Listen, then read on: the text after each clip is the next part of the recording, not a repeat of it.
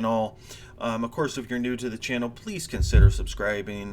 We're a brand new channel, just looking to get growing here, and we can use all the support we can get.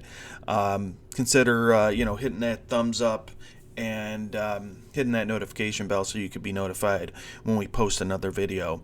But getting on to the matchup today, this Premier League matchup. Match day 2 matchup versus Crystal Palace going up against Arsenal. Looking at this game, this is definitely something I'm going to be betting on myself. Big Arsenal fan, but that doesn't, affect my analysis when looking at the game. I do believe Arsenal is the better team. They got the better squad, but that's not to say Crystal Palace is not a good team. They won their first game going up against Sheffield United. 1-0. They only needed that one goal that Edouard scored in the second half of that game. But Crystal Palace is a good squad. Usually finish around middle of the table. I would probably think that middle of the table is realistic for them this year. They do have their challenges scoring goals, but they are pretty sound on the back end where their defending is really their bread and butter. Arsenal, on the other hand, it's just a bigger club. They are both, this is a London derby. They are both London clubs.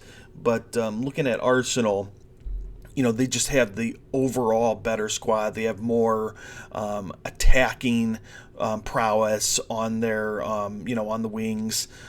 With Saka and Martinelli, who had an awesome assist in that first matchup against Nottingham Forest. Now, in that game, Arsenal seemed to be cruising in the first half, went up 2-0 on goals by Eddie Nketiah and just a brilliant goal by Saka from long distance.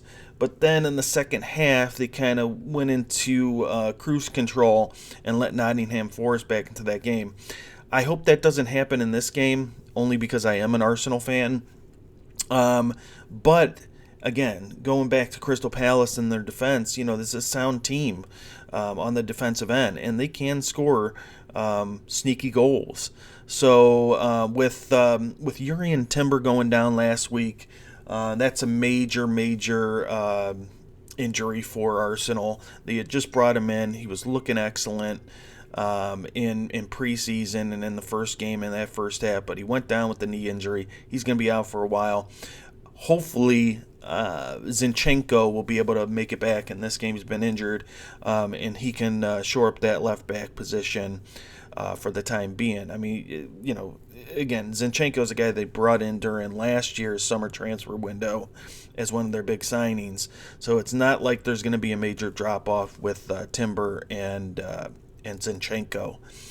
It'll be interesting to see what Mikel Arteta does with his on the back end with his defensive enforcements.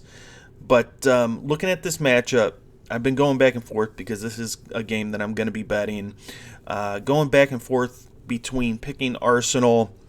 Again, I know I like to take the money line plus another factor, and usually that's going to be goals scored. So I've been going back and forth between Arsenal and plus 1.5 or over 1.5 and Arsenal and under 3.5. I'm settling on, just for the sake of value and risk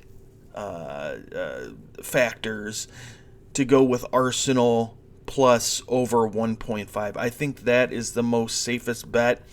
You can get a little bit more on the with your odds with going with Arsenal and under 3.5, but that is the riskier bet, I would say, out of the two, and it is reflected in line. So for my final bet on this one, I'm going to go Arsenal plus over 1.5.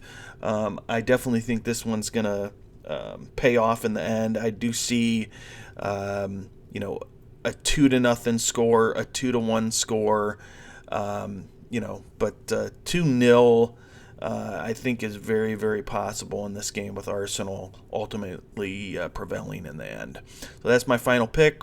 Arsenal plus over 1.5 goals.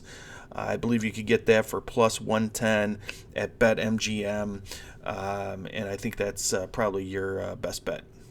Thanks, everyone.